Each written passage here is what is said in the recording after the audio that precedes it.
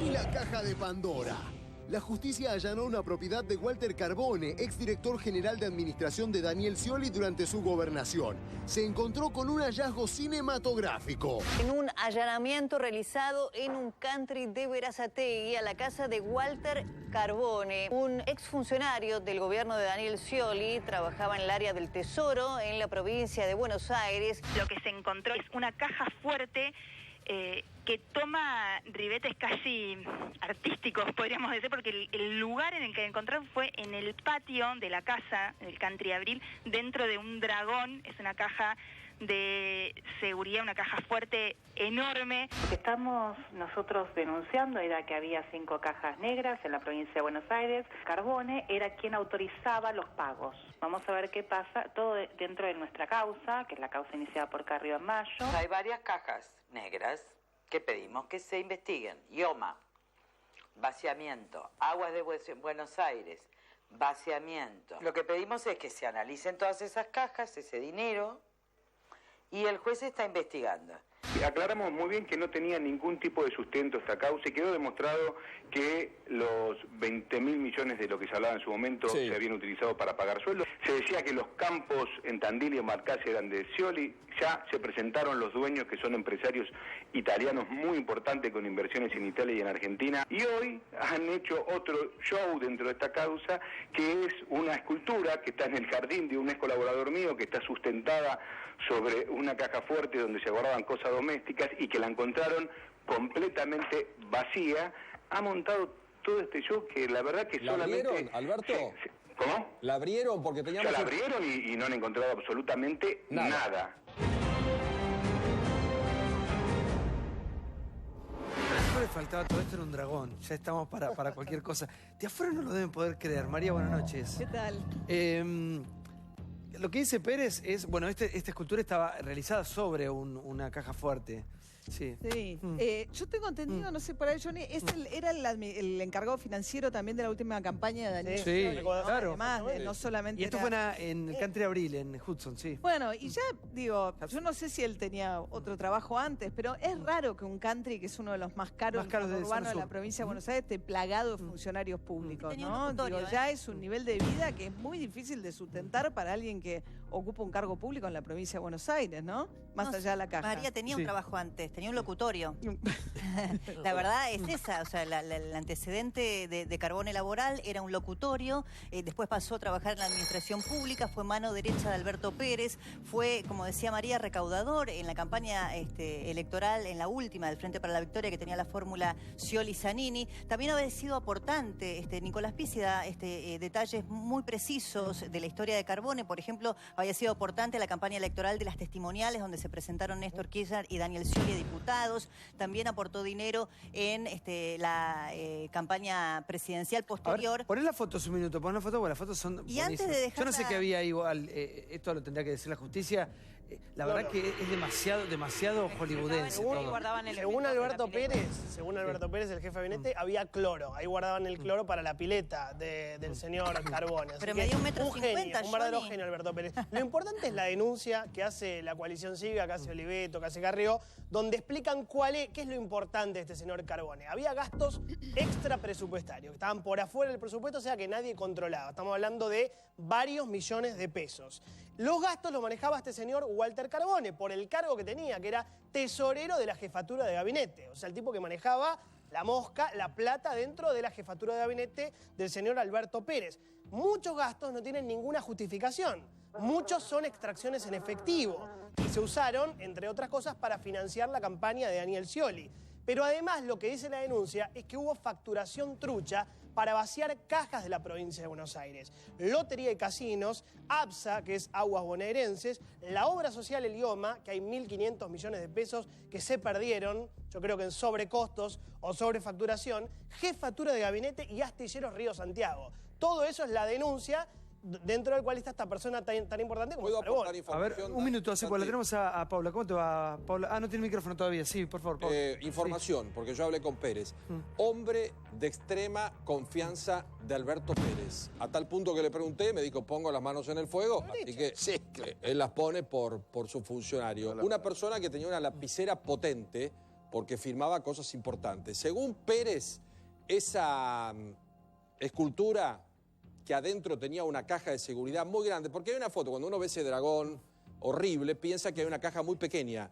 Cuando desarman esa estructura... Pero cachate, la bandera argentina no entiendo. Claro, pero cuando lo desarmás te encontrás con una caja fuerte muy alta. 1,70. Donde Alberto Pérez me dijo que había hablado con Carbone y Carbone dijo que guardaban cosas de la casa, cosas de jardín, como dijo Jonathan, y que eso está construido desde el mes de marzo. Dice, y en el mes de marzo nosotros estábamos afuera del gobierno, pero Pérez se hizo cargo de la relación personal con Carbone. Igual yo correría, a ver, la discusión respecto de la caja fuerte del dragón, si bien es muy sintomática de lo que hemos visto este último tiempo respecto de todo lo que se dice de dinero guardado, enterrado en los lugares más insólitos, corriéndolo porque no sabemos si efectivamente hay o no hay algún valor dentro, sí lo podemos enmarcar dentro de lo que han sido muchas denuncias de corrupción que ha hecho la coalición cívica en este sentido, contra, entre otros, la jefatura de gabinete, que era de Alberto Pérez, porque uno se pregunta cómo un funcionario público que tenía un sueldo a lo mejor entre 50 y 70 mil pesos por mes vive en casas, en propiedades que tienen valuaciones de más de $1 millón de dólares. Entonces, corriendo el dragón, yo digo, ¿cómo hacen para vivir en propiedades de $1 millón? A lo mejor su mujer bueno, me dijo, yo le pregunté, digo, porque a nadie le sorprende, ¿no? Ayer tuvimos una discusión, sindicalistas, políticos, todos viven de clase media alta para arriba, no todos, pero una gran parte. Y me dijo, hace 30 años que tiene él un ingreso y su mujer un ingreso. No es una cosa que están viviendo, ¿viste? Sí, no, mire, llama la atención también. Por favor. Ese country en particular es muy caro, vive gente de muchísimo dinero, es el country más exclusivo de zona sur. No es un barrio privado más, es un barrio privado muy caro donde vive gente de muchísimo dinero. Ahora sí, ¿cómo le va? ¿Qué tal? Bueno, algunas consideraciones. Walter Carbone era monotributista que facturaba hasta 15.000 pesos hasta que fue funcionario público. Su señora es funcionaria pública y ahora tiene una empresa. Su casa en el country era una casa de fin de semana. A su vez, él tiene otra propiedad o refiere tener otra propiedad.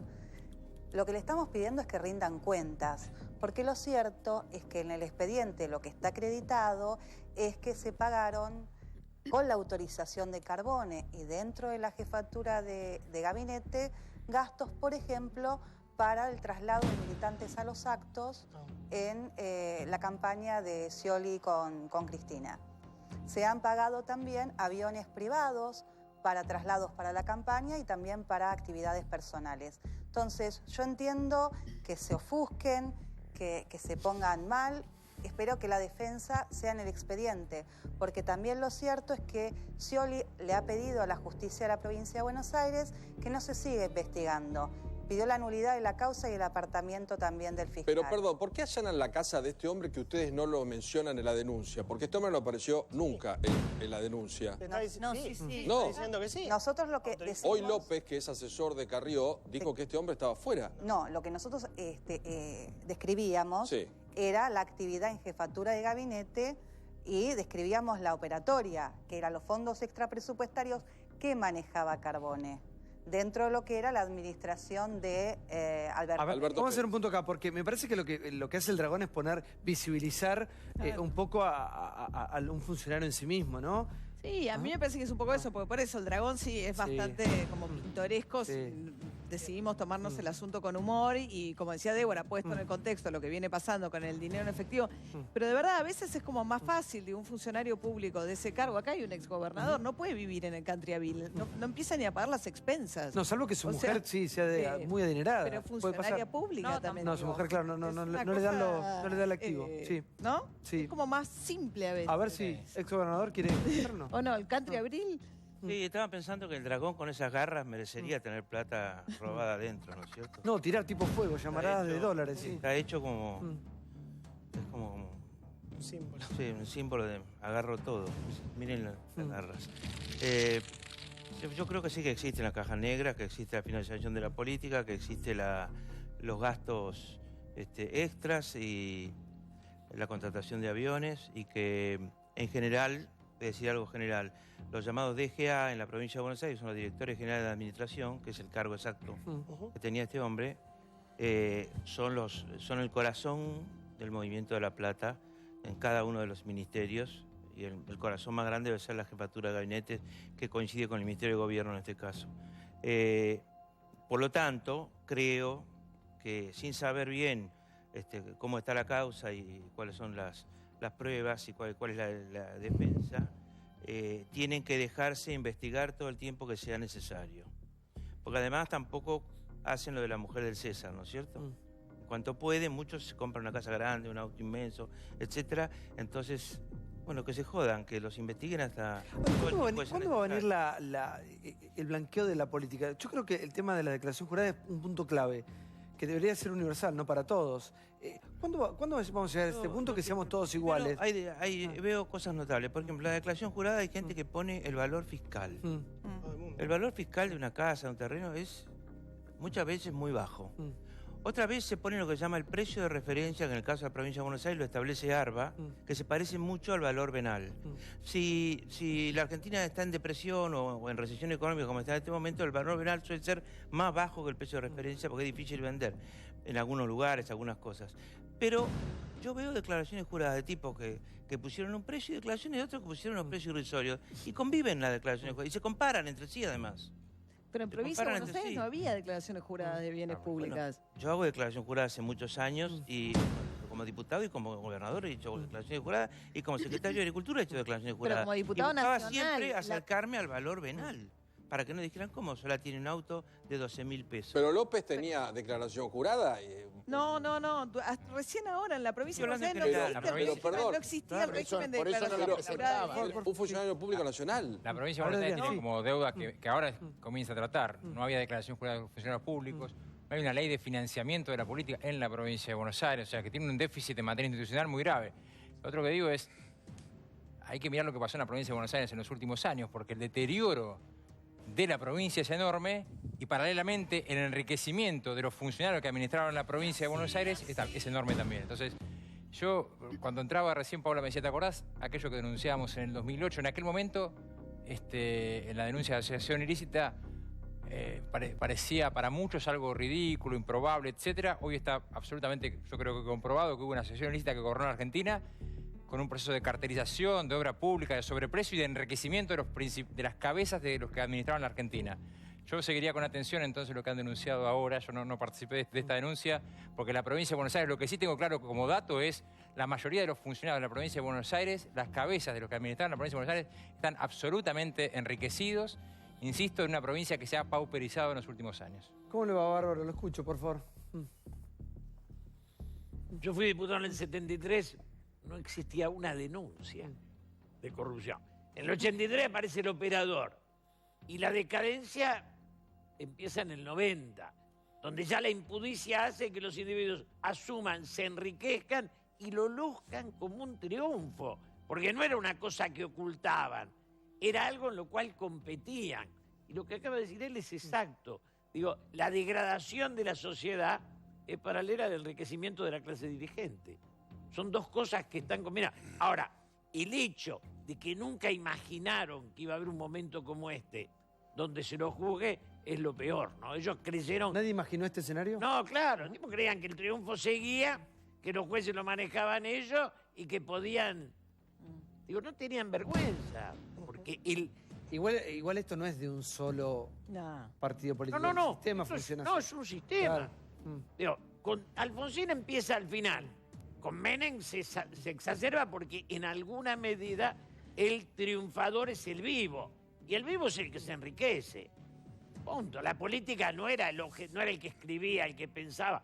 No le encontraron en la biblioteca a nadie. Bueno, a Lázaro le encontró que había comprado unos libros. Pero...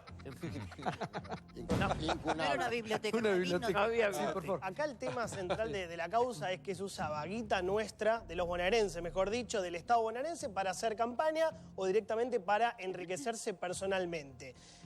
Y esto, bueno, se intentó borrar en el Tribunal de Cuentas, hay una mujer justamente imputada por esto, están acreditados cada uno de los gastos. Por ejemplo, 53.000 pesos para un viaje en avión privado a Tandil, el 20 del 11 del 14, está la empresa contratada, Aerorrutas, era para visitar un hotel de lujo. 110.000 pesos para un viaje en avión privado a Córdoba, el día que se presentó la fórmula Scioli-Zanini. Se contrató a la empresa Servicios y Emprendimientos Aeronáuticos. Otro por 103.000 pesos, un avión privado a La Pampa. Muy chica, estamos, no, pero perdóname. Esto lo autorizaba, esto lo autorizaba Carbone. Así con 100.000, 100.000, 100.000, se fue acumulando un montón de plata. No, pero a ver, Carbone... Eso, dice Johnny, es cierto, pero de todas maneras está asentado. Quiere decir que si estaba asentado era un gasto reconocido. Extra presupuestario. Extra presupuestario, pero reconocido, asentado en algún registro.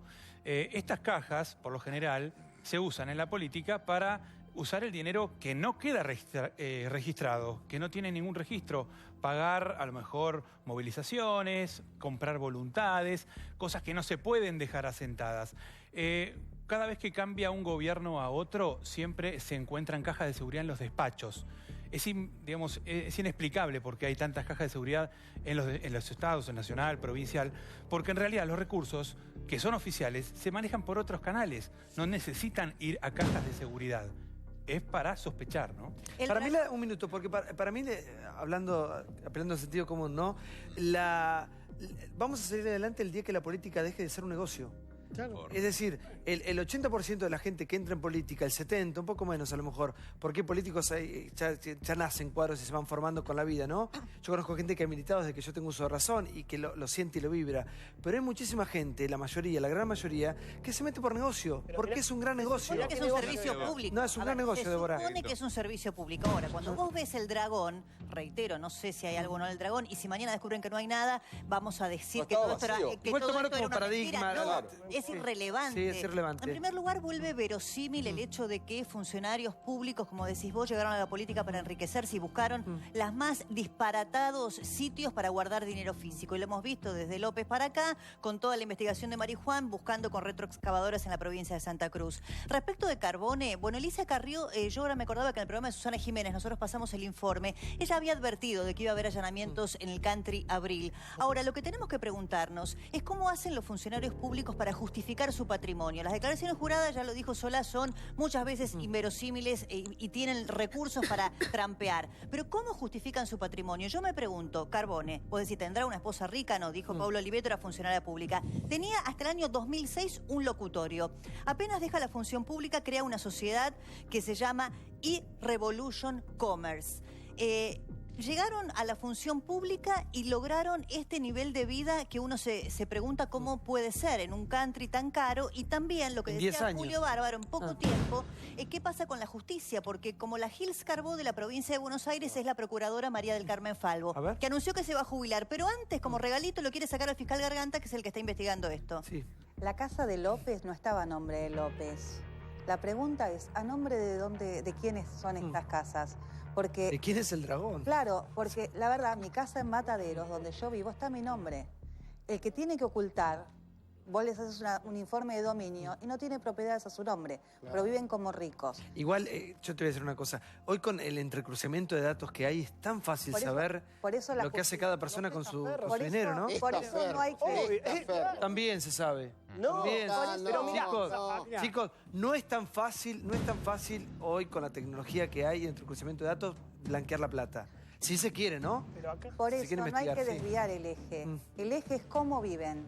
Yo siempre lo digo.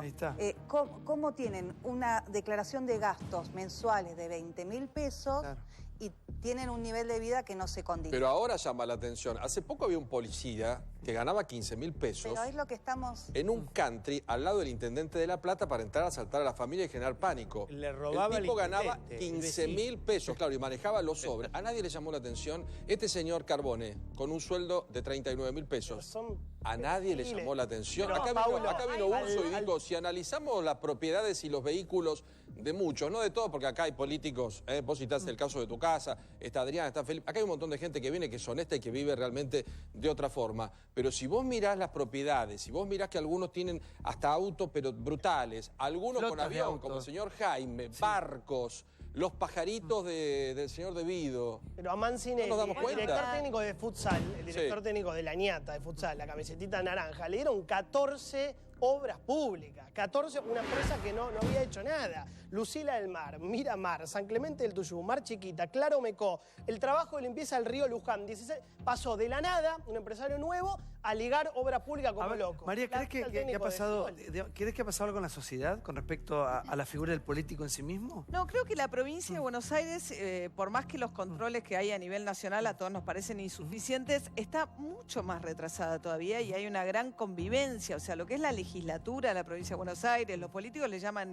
la cajita feliz, la cantidad de fondos que se manejan a través de ahí, todo el tema de la falta de control, porque el Tribunal de Cuentas está el mismo nombrado en la época de Armendari, que es un señor al que Scioli le nombró a todos sus familiares con sueldos fabulosos. Entonces el organismo de control, que es el Tribunal de Cuentas, no controla nada.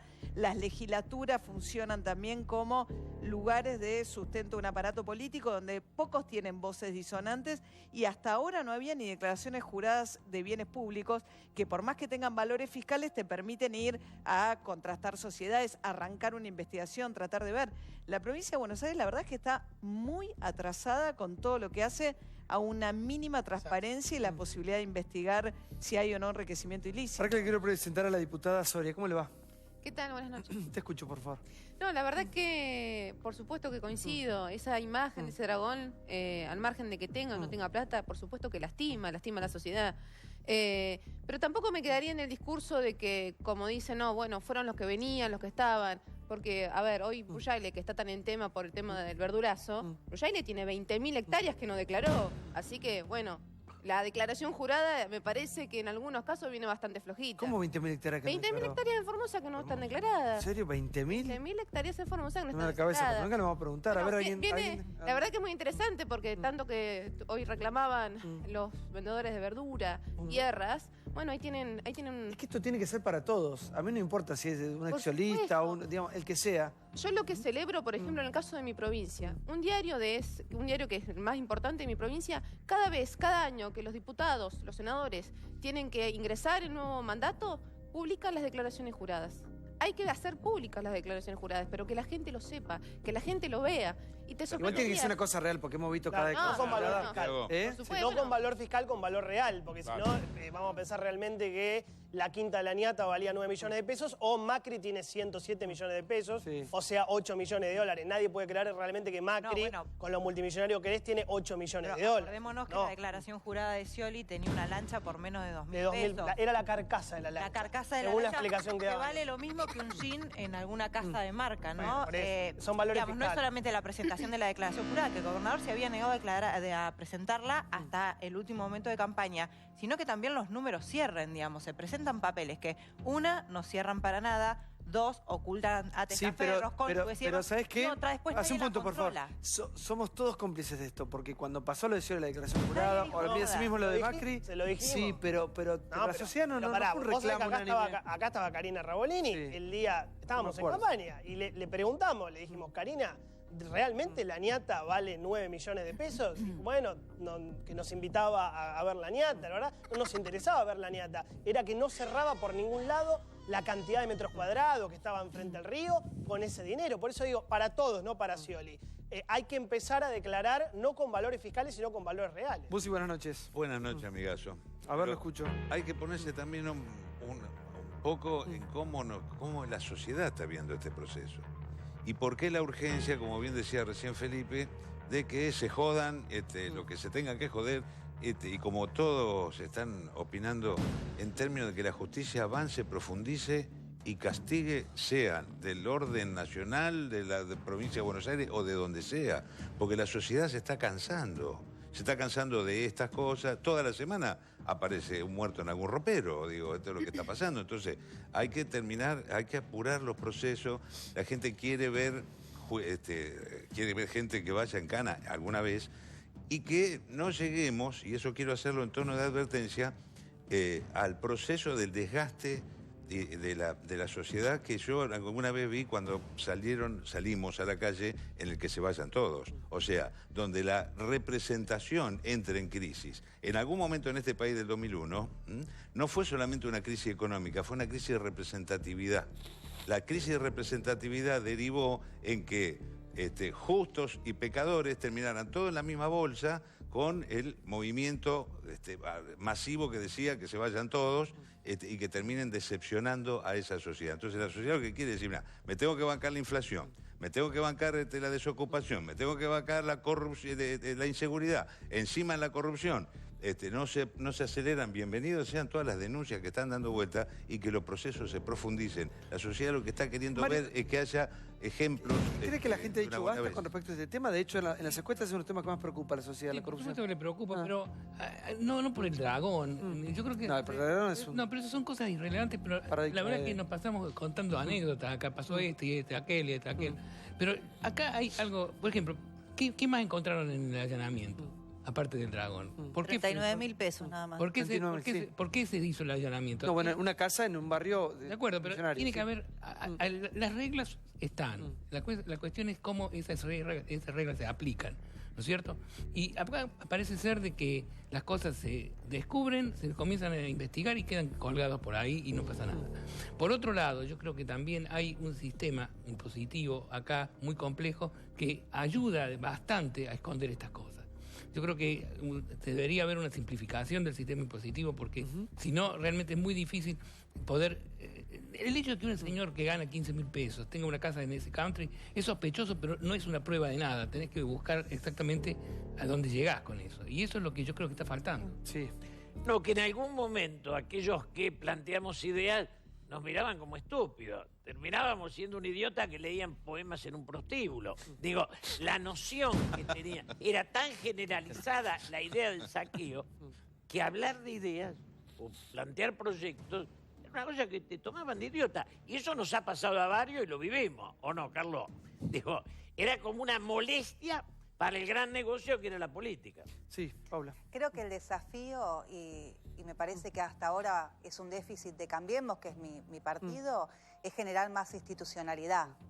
Es que los organismos de control funcionen, que el Consejo de la Magistratura dé respuesta, porque parte de lo que estamos viviendo hoy tiene que ver con que los jueces se hicieron los tontos durante mucho tiempo. Y también generar los anticuerpos, las leyes, para que esto no vuelva a pasar, porque la tentación de la corrupción no es de un solo gobierno o de un solo sector político. Entonces, si hay más institucionalidad, si tenemos las leyes que tienen que haber, si los organismos de control son independientes, son profesionales y funcionan, la verdad que habrá muchos corruptos, pero también van a ser individualizados, sancionados y apartados. No, en cuanto el sistema deje de ser corrupto, por más que existan los corruptos, directamente se van a... No podemos tener leyes del 40, para ser excluidos, claro. Ahora, un minuto, Adrián, ¿crees que hemos cambiado nosotros exigiendo estas cosas? No, creo que vos también hiciste una pregunta interesante, que qué hicimos los medios con Scioli candidato. Digo, me parece que también Scioli basó todos sus 8 años de gobierno en usar gran parte del dinero público en publicidad y en eso montó una maquinaria publicitaria que evidentemente tuvo su efecto también para que no se generaran los escrutinios necesarios. Y creo que un poco también es parte de eso, ¿no? De los medios también estamos metidos en eso y quizás cuando la demanda viene afuera decir, bueno, hay que ponerse también más quisquilloso, nos ayuda también a nosotros a ser mejores periodistas, a exigirnos más. No, algo que planteaba Eduardo que tiene que ver con la crisis de legitimidad que creo que afecta a distintos sectores, a la política claramente, al mundo empresario y al Poder Judicial. O sea, tenemos un problema que es el Poder Judicial también está muy cuestionado. Y en este sentido hay resistencia también del Poder Judicial a ser un poder transparente. Porque nosotros estamos hablando de las declaraciones juradas y lo paradójico en la Argentina es que el Poder Judicial que tiene que investigar la corrupción dice no, yo la declaración mía no la publico. Entonces, lo primero que tenemos que plantear es que aquel que tiene que impartir justicia también tiene que dar una señal muy fuerte en materia de transparencia. Ayer hablamos de los sindicalistas también. También, efectivamente. Entonces, yo creo que hay un tema también ahí con el Poder Judicial y un cuestionamiento que implica que tiene que haber un cambio. Hay cambios institucionales que a mí me parece que se están dando y que también a mí me gustaría plantearlo. Hoy se aprobó en el Congreso de la Nación la Ley de Acceso a la Información Pública, que es una deuda que tiene la Argentina hace mucho tiempo. Esa ley tiene un capítulo de transparencia activa que obliga al Estado Nacional a publicar determinado tipo de información. Las licitaciones, las contrataciones de personal, las contrataciones de obras públicas.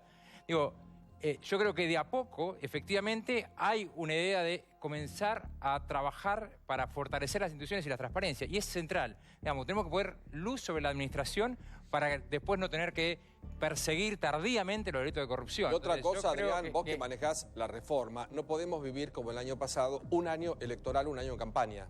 Porque todos los partidos políticos, 3, han gastado una fortuna en dinero. Entonces uno no puede vivir que tenemos primaria, que es en Salta, entonces tiene que ir volando Macri porque ganó el de Salta y tiene que ir volando Scioli porque no sé qué historia, porque vivimos un año de campaña. Entonces un país como el nuestro, que es un país pobre, con 30 y pico % de pobres, tendría que utilizar los recursos para otra cosa.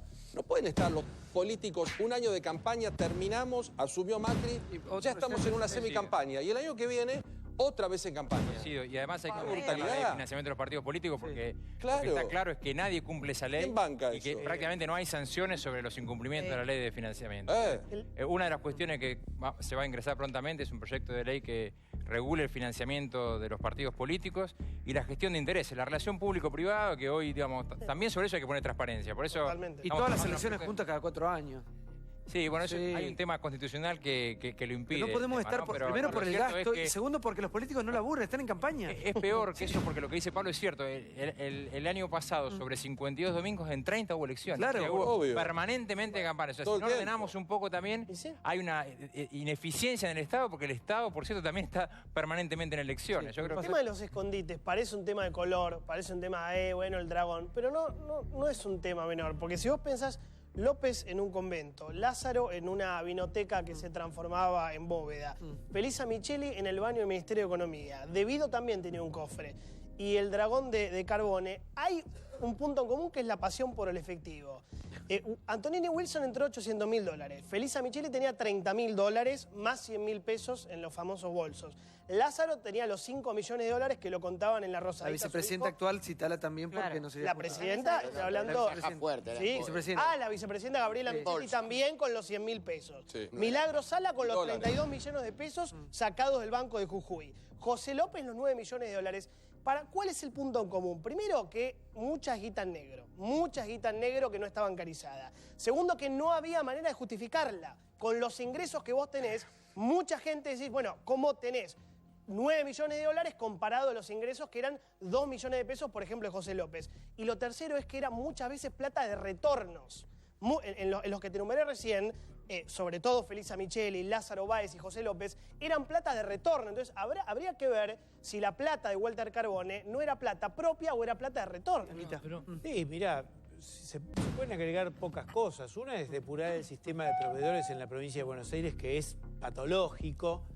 Llega el punto en el cual se sigue comprando leche, o se siguió comprando leche, con los mismos estándares de la crisis de 2001, porque les convenían los que vendían la leche cara, y en vez de tomar los informes del Ministerio de Acción Social de la provincia, se tomaban las necesidades de los proveedores y los arreglos con los funcionarios. Pero esto es un aspecto. El otro es el efecto imitación que produce en la gente, porque esto no es una anécdota, y yo en eso discrepo con Mario Blecher, no es una anécdota que la gente naturalice el jardinero o el dirigente político, que su líder político vive en el Country Abril, al lado de empresarios privados riquísimos, porque entonces terminamos creyendo que la única manera de llegar a la política es lamiéndole las botas a tipos que viven con un desparpajo total y sin poder justificarlo. Entonces, me parece que en algún momento tenemos que parar y decir, esto es ridículo. Que los comisarios tengan la plata que tienen, es ridículo.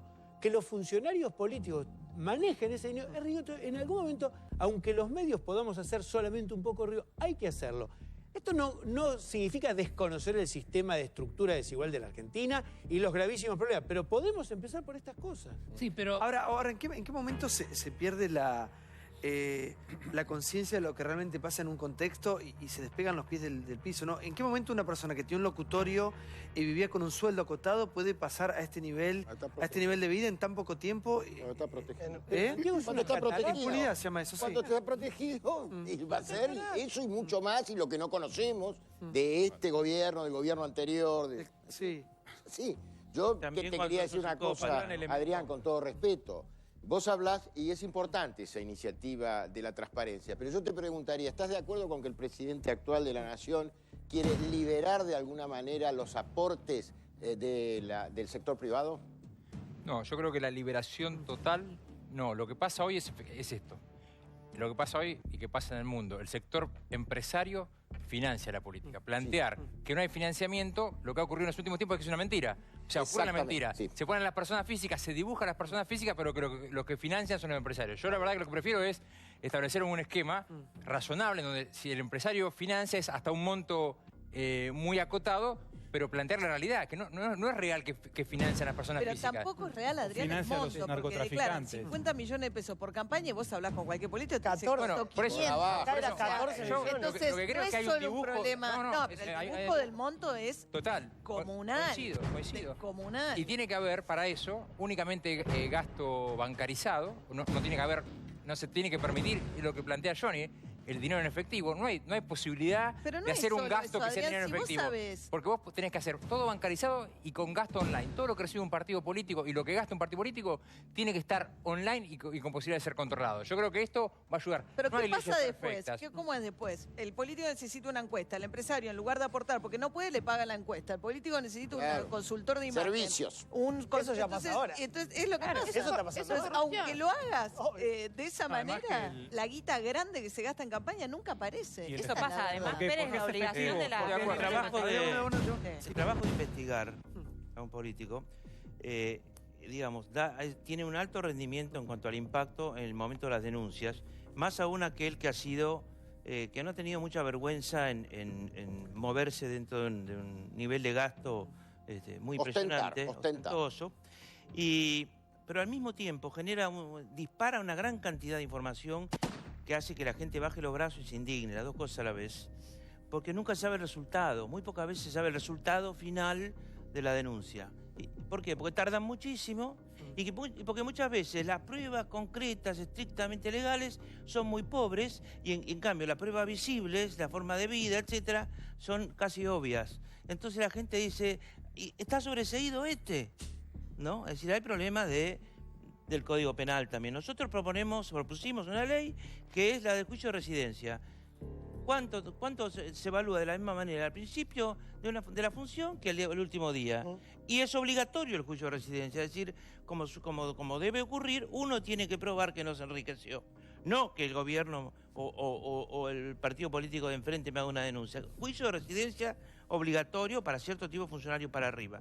Por ejemplo, directores generales de administración para arriba. Sí, Mario. Quiero agregar algo. Sí, por favor. Con respecto a la plata de campañas electorales. Hoy, hacen 13 años que yo gané las elecciones como gobernador en la provincia. Antes tuve 2 años reemplazando a Rucauf, habiendo sido elegido como vice. Y decidí no hacer campaña yo. Prácticamente no hice campaña entre julio y septiembre del 2003. Porque porque el país estaba muy mal por una cantidad de situaciones. Y lo pude hacer. ¿Por qué? Porque además yo tenía un avión, si decía, bueno, quiero que me vean los hombres de Puan, es cierto, yo podía ir a inaugurar algo a Puan, o podía ir allá, o podía venir acá, o podía ir en helicóptero a Morón, lo podía hacer. Traté de no exagerarlo, de que no fuera demasiado, digamos, que llamara la atención, sino que fuera parte de mi trabajo. Pero no hice una campaña electoral con publicidad, con carteles, con nada. Y gané con 43,5 puntos. No, lo que yo quiero decir es que cuando yo digo que esto es una anécdota, no me refiero a que esto no es importante. Yo lo que me refiero es que son síntomas de algo que hay que entender mucho mejor. Hay un sistema acá. ¿Por qué estas cosas se dan? Si no nos quedamos solamente con esto, y un poco lo que dijo Felipe, al final no sabemos hacia dónde va, cuándo termina el proceso, cómo se lleva el proceso. Y estamos confundiendo dos cosas. Estamos confundiendo la utilización de fondos para campañas políticas del que está en el gobierno y la utilización de fondos para enriquecerse personalmente. Y yo creo que son dos cosas distintas. Y creo que hay que analizarlas diferentes. ¿No? Sí. No, son etapas. La etapa de los 90, enriquecerse, nadie lo acusaba a nadie. Digo, era una etapa donde esto estaba como instalado. Ahora recién estamos siendo más meticulosos. Porque nos dimos cuenta de lo que pasa. Claro. Claro, y exigiéndole a la política. Entonces, la mirada de la sociedad es la única que puede transparentar la política. Más que las leyes. Si la sociedad está atenta y realmente busca... Es decir, el Pepe Mujica en Uruguay no podría también ser parte de una historia nuestra. O para nosotros eso nos parecería falso. Me parece que en la medida en que la sociedad observe, la sociedad va a depurar. Bueno, pero el gobierno de Macri con el tema aporte de campaña, por lo menos para mí empezó con el pie izquierdo. Porque si vos mirás, tenés casi 3 millones de pesos en aportes de empresas contratistas de la ciudad de Buenos Aires. Y eso está expresamente prohibido en la ley de campaña electoral. Por ejemplo, tenés empresas de seguridad privada que son contratistas del gobierno de la ciudad de Buenos Aires, de cuando Macri era alcalde, jefe de gobierno, Briefing Security, Murata, Verini Security, Fusion, que tenían a cargo y tienen a cargo la vigilancia de diferentes edificios públicos de la ciudad. Después tenés empresas de higiene urbana, Econovo, por ejemplo, que produce camiones de residuos que pasan por la capital federal levantando la basura y aportaron a la campaña de Mauricio Macri presidente. Eso no está bueno y es ilegal. Paula. Se le pasó a la Ford anticorrupción. Se le pasó a Laura. Eso está muy mal, porque quienes competimos contra Macri en una interna de Cambiemos era sumamente desigual. Lilita no acepta financiamiento de campaña de ningún tipo, ¿Y cómo se financia? Empresario. Lo financiamos nosotros, pedimos créditos y la verdad que sale nada la campaña de ella. Si vos ves, era abrumadora, ella tenía 2 carteles y nosotros los llamábamos Los Fantásticos, entonces cuando los ponían pasábamos con el auto para verlos, pues sabíamos que iba a durar 2, 3 días. Es una elección, pero es una elección donde si el Estado no te ayuda a financiar la campaña, se ha cambiado en la última etapa del gobierno de Cristina, por lo menos te financian las boletas, porque antes, y Adrián lo sabe, hacíamos... Los espacios de televisión. De todo, para boletas, claro. Para tener boletas, los militantes nuestros repartían con los autos para que llegaran a los distintos distritos electorales.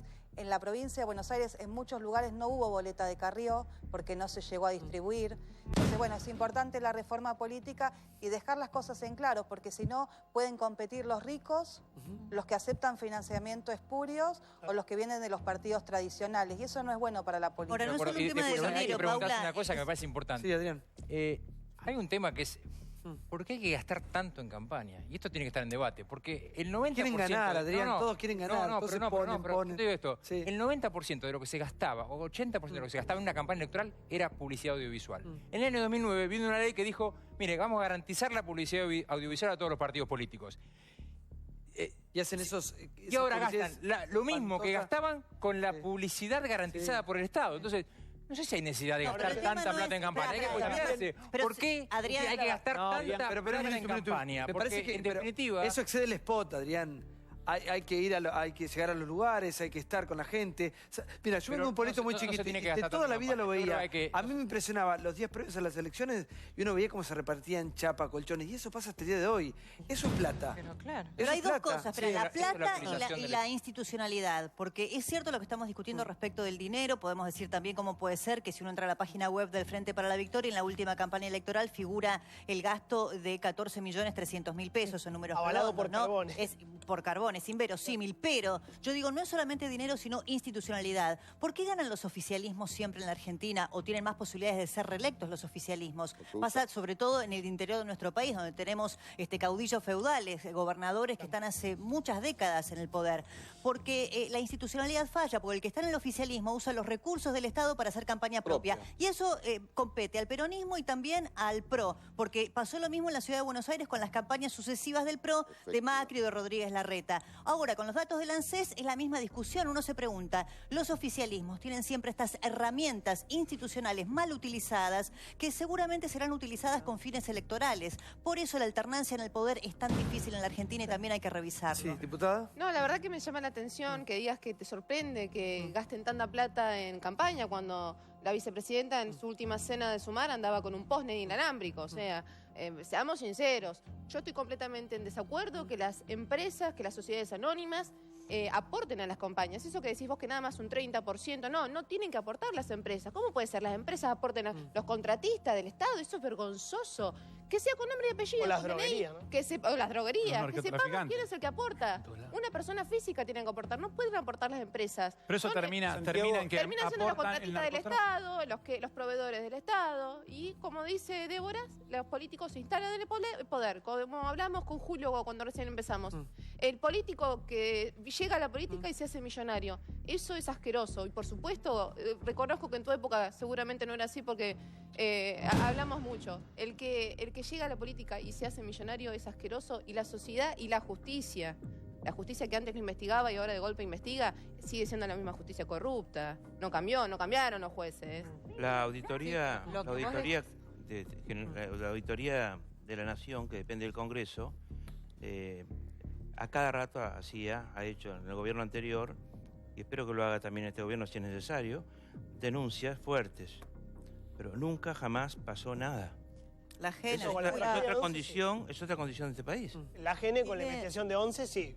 Hizo una muy buena investigación. A veces entra a la justicia y la investigación es previa, es buena, etc. Pero en general las acusaciones quedaban en la nada. Es decir, y eran buenas investigaciones. Yo, María, ¿para qué tengo que despedir a... Y la Oficina Anticorrupción no puede estar dentro del gobierno. Sí, por favor, no puede estar dentro del... Le aconseja al ministro que venda las acciones de Shell. A ver. Lo tiene que obligar. Sí.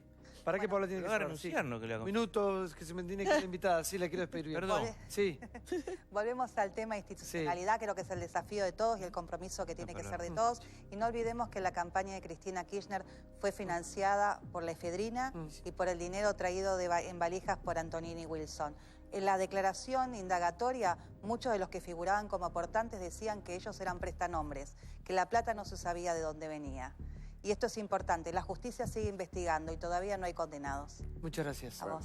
Sí, María. No, y tiene que haber también límites a los aportes. Digo, el principal aportante de la campaña de Mauricio Macri fue su cuñado Daniel Aguada. Ahora lo está investigando el fiscal Dilelo. Hay una causa porque son 2 millones de pesos, además supuestamente en efectivo, que es un dineral. De nuevo, volvemos al tema del efectivo.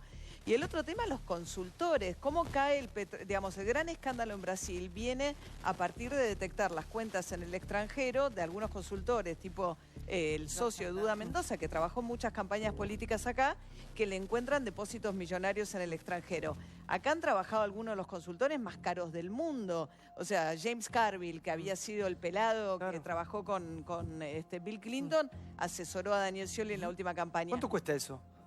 Yo creo que son $5 millones por lo menos. O sea, ¿para una campaña presidencial? Estoy segura. Es un taxi. Y Durán Barba ha declarado además públicamente que a él le pagaba el sueldo un tercero, que es este mecanismo. Nunca... Directamente, claro. Claro, o sea, había alguien que le paga a Durán Barba. Obvio. Y también, a ver, para decir esa barbaridad de que dice... Por favor, Julio, a ver. ¿Qué quiero hablar de Durán Barba? Durán Barba. Hablé mucho. Me parece que el problema, la gran pregunta es, en la Argentina, ¿se puede hacer política al margen del poder económico? Y es bastante difícil. Digo, es como que el poder económico tiene una fortaleza tal que solo pasan aquellos que están relacionados a esa estructura. Este empresario de la efedrina antes de ayer, que es un empresario argentino que dicen que es riquísimo, Sigman. No Hugo Sigman. Pero yo... me daba bronca porque el tipo apoyaba una revista que era Le Monde Diplomatique. Digo, la hacen la plata acá y te aconsejan sobre la visión de los conflictos europeos. ¿Son unos caraduras o no? Digo, no se compromete con la sociedad ninguno. Nosotros tenemos un problema real que es para mí que hasta el momento la política no puede superar al poder económico. Ahora, María, a María se le voy a preguntar. Yo ya le hacía una pregunta acá a los economistas que estaban presentes y le decía, ¿cómo hacía un empresario con una empresa chica o grande para entablar todo tipo de negociaciones, ya sea con el Estado a nivel privado, cuando el sistema es corrupto? Porque muchas veces dicen, sí, los empresarios, pero ¿cómo hace un empresario que quiere hacerla bien cuando el sistema es corrupto? Sí, es muy difícil, por eso yo creo que realmente hace falta una transparencia mucho mayor en todo el sistema que gobierna todo ese tipo de contratos y todo ese tipo de relaciones, incluyendo la parte impositiva. Cuando no hay transparencia, entonces es muy fácil encontrar la vuelta para poder realmente conseguir las cosas por un precio. Mira, la pura verdad es de que nosotros no inventamos la corrupción acá en la Argentina, que podemos inventar muchas cosas, pero eso no lo inventamos acá. Pero lo hemos hecho una serie de cambios estructurales y tecnológicos fantásticos, ¿no? En el sentido de que... Mejoramos, sí, la mejoramos. Definitivamente. Y una de las razones por eso es que eso pase por la falta de transparencia de todo el sistema. Claro, pues yo me preguntaba eso, María, ¿no? ¿Cómo hace un empresario para negociar? ¿Sea privadamente o a nivel público? Es que tiene que saber que el que paga va a ser castigado. O sea, la falta de incentivo es que sea un método que quede impune cuando el que paga coima gana una licitación. Entonces vos tenés algunas figuras tipo la delación premiada en el mundo que no hace falta que estés involucrado vos en un ilícito para que te dan un porcentaje, por ejemplo, de lo que ayudas a recuperar. O mismo, viste que los Estados Unidos y Europa tienen esta ley por la cual se prohíbe cuando pagan coimas incluso en terceros países. Y de los pocos casos que conocemos fehacientemente en la Argentina que se pagaron coimas, IBM, Skanska, etcétera, tiene que ver con investigaciones que hicieron en sus países de orígenes. En Holanda también, ¿eh? Bueno, hay miles de esas, una cosa de importación de prótesis, hay un montón. Y tiene que ver con que en sus países de origen los detectan y les ponen multas y terminan admitiendo y negociando para evitar una multa mayor. Ahora corrompimos a países que ni pensaban, ¿no? Que no están en el diccionario. Pero vos sabés que ¿dónde es? Suecia. Suecia. Los suecos terminaron poniendo coima. No, pero una anécdota que decían que... La grabación en el caso de Skanska es impresionante, porque entre el síndico y un director de Skanska dice, bueno, en la Argentina es así.